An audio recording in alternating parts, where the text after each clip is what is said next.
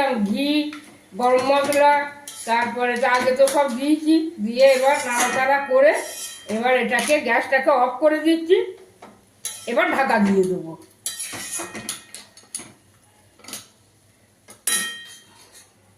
এই ঢাকাটা দিলাম। আর কি দেবে বলো? আর কিছু আছে? কেমন লাগছে? সার্ভ করো থালাতে, তাহলে কিছুক্ষণ রেখে আবার সার্ভ করো। তাহলে আর একটু পরে দেবো। আর একটু পরে হবে না? এটা ইয়ে করলে হবে? তাহলে সাফ করে দেবো থালাতে। তাহলে সাফ করে দিচ্ছি।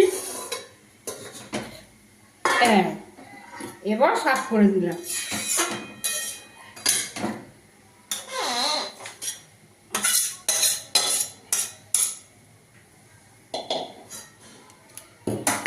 কেমন লাগছে সেটা বলবেন আপনারা। আমি কিন্তু আপনাদের আশায় রইলাম। আর